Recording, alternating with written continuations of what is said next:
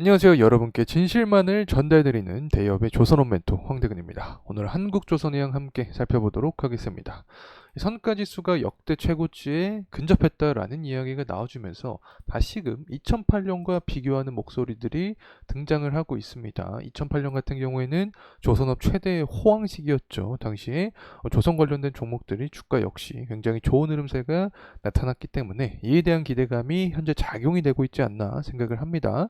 일단 현재 선가 지수가 이렇게 상승하고 있는 요인에는 가장 대표적으로 LNG라고 볼 수 있겠죠. 우리나라가 LNG 수주를 거의 싹쓸이한 상황입니다. 그래서 관련된 해당 디테일 함께 체크를 해보고 컨테이너선에 대한 발주도 상승을 하고 있는데 이에 대한 계기가 바로 상하이 컨테이너 지수가 상승을 해주면서 발주량 자체가 상승했다 이렇게 말씀을 드릴 수 있을 것 같습니다. 그래서 이에 대한 부분과 에너지 가격이 상승하면서 조선업 강세에 대한 더욱더 강한 파도를 만들 가능성이 있다라고 생각을 하고 있는데 전반적으로 24년 하반기 그리고 앞으로의 중장기적인 방향성 함께 파악을 해보는 시간 갖도록 하겠습니다.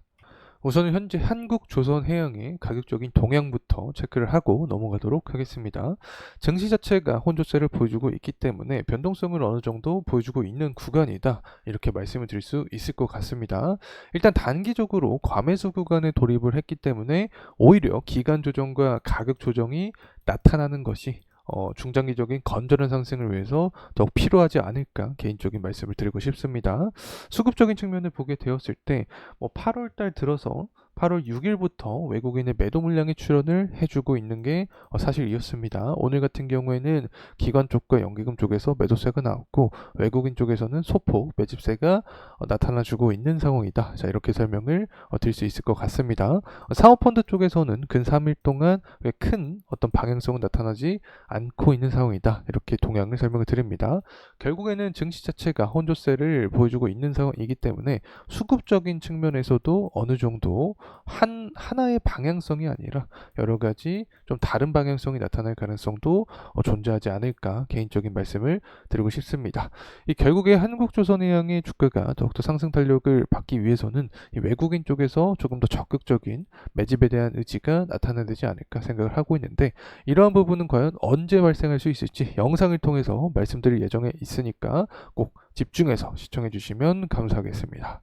그리고 재무적인 측면을 보게 되었을 때 22년과 비교했을 때 23년부터 26년까지 쭉쭉 상승하는 모습이 나타나는데 영업이익이 흑자로 돌아서고 나서 24년 같은 경우에는 거의 6배 이상 증가를 할 전망을 하고 있고 그러한 24년과 비교했을 때도 25년 같은 경우에는 거의 2배가량 상승을 하죠.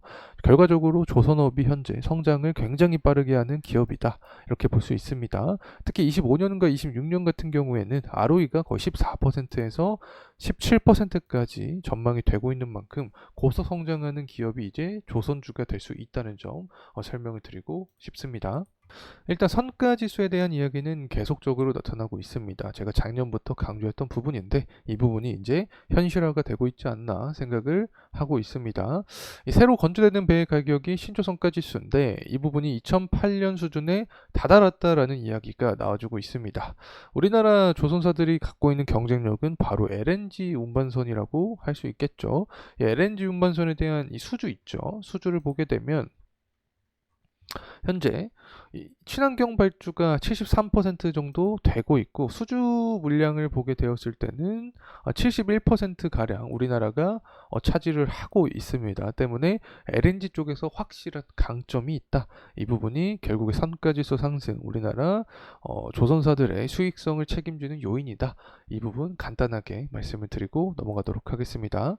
신조선가지수 지속적으로 우상향을 하고 있습니다. 이 부분 선별 수주 전략이 제대로 현재 맞아떨어져 가고 있고 중국 같은 경우에는 이제 저가의 물량만 수주를 한다라고 설명을 드렸었죠. 우리나라 같은 경우에는 이와 반대로 고가의 선박만 선별 수주하는 현재 상황이기 때문에 성가 지수는 지속적으로 우상향할 가능성이 있지 않을까 개인적인 말씀을 드립니다. 그리고 또 최근 들어서 조선 관련된 강세 분위기가 나타났고 성가 지수가 상승한 건 LNG 운반선뿐만 아니라 컨테이너 지수라고 설명을 드렸었죠. 선사들이 이 선봉량 증대를 위해서 컨테이너선 발주를 늘렸다. 컨테이너선이 이 신촌선가 상승은 물론 조선업 호황을 주도하고 있는 상황이다. 자, 이렇게 보면 좋을 것 같습니다. 실제로 SCFI죠. 상하이 컨텐츠 지수가 최근 6월 달까지 굉장히 상승하는 모습을 보여줬습니다. 하지만 6월 달을 기점으로 좀 꺾여주고 있는 모습인데 어쨌든 상반기 정말 강한 상승에 대한 흐름이 나타났기 때문에 이 부분에 의해서 조선사들도 당연히 영향을 받을 수밖에 없었다. 중국의 밀어내기 수출이 대표적인 컨테이너 운輸지수 상승의 요인이었죠. 자, 그리고 나서 이란과 이스라엘 공격 관련된 이야기를 진행을 해봐야 될 것 같습니다. 어제까지만 해도 3일 내에 공격을 한다라는 내용이 나와 주었는데 오늘은 또 24시간 내에 공격할 가능성이 있다. 그만큼 전쟁에 대한 어떤 갈등이 심화되고 있다고 생각을 합니다. 자, 이러한 상황에서 이제 조선 입장에서 보게 되었을 때는 유가 같은 경우 현재 좀 보게 되면 다시금 반등에 대한 모습이 나타나주고 있습니다. 사실상 경기 침체에 대한 우려가 커지면서 수요 부진에 대한 어떤 공포감이 형성이 되었기 때문에 하방 압력을 받았다. 자, 이렇게 설명을 드릴 수 있겠는데 그 뒤로 다시금 반등에 대한 모습이 나타나주고 있습니다.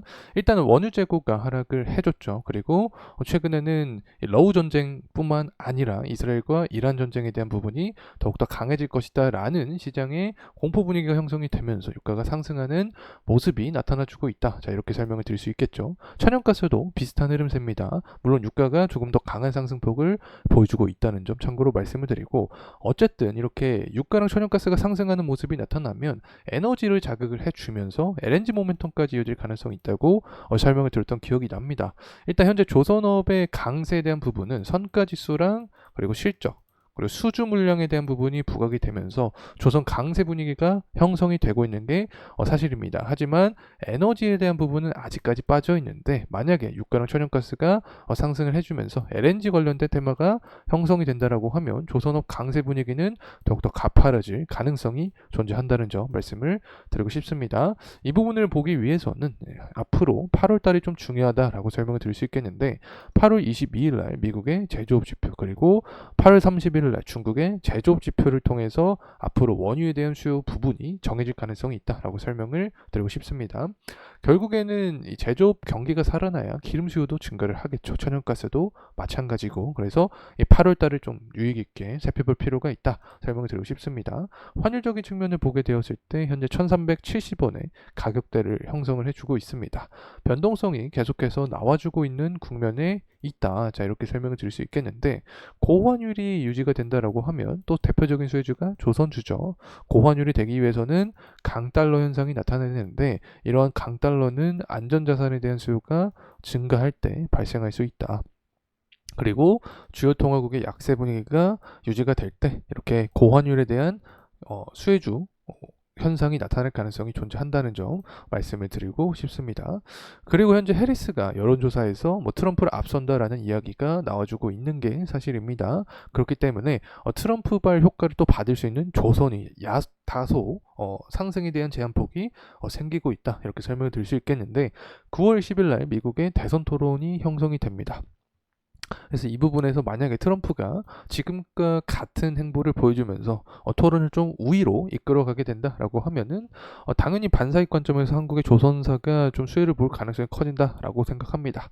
중국의 조선업을 제재하겠다 혹은 LNG 규제를 폐지하겠다라는 내용이 나타나게 된다라고 하면은 당연히 한국의 조선업은 강세를 잃을 수 있게 되는 거고 이러한 부분은 트럼프가 계속해서 밀고 있는 상황이기 때문에 앞으로 대선 토론의 이 결과값도 우리가 지켜볼 필요가 있다는 점 말씀을 드리면서 다시 한번 가격적인 흐름세 보도록 하겠습니다.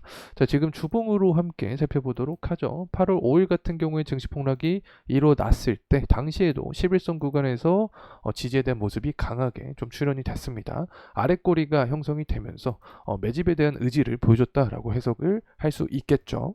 다시금 5일선 구간으로 올라온 상황인데 현재 증시 자체가 변동성이 워낙 큰 상황이고 기술적으로 과매수 구간에 있기 때문에 5일선 구간을 이탈할 가능성도 배제할 수는 없다. 그러면 11선 구간에서 지지를 받고 재차 상승하는 모습을 생각할 수 있겠고 7월 말에 기록했던 이 고점 구간에 대한 돌파 여부를 포인트로 삼아야 된다. 이런 상승에 대한 포인트는 결국에 이 조선 관련된 부분인데 현재 에너지 가격으로 인한 조선 테마는 아직까지 불지 않았다. 그래서 유가랑 천연가스가 상승하는지를 봐야 됐고 트럼프에 대한 지지율이 어떻게 올라가는지 이 대선 토론 결과가 어떻게 흘러가는지 계속해서 매크로적인 환경도 추적할 필요가 있다는 점 말씀을 드리고 싶습니다. 자, 이상으로 한국 조선해양에 대한 영상 마무리하도록 하겠습니다. 감사합니다.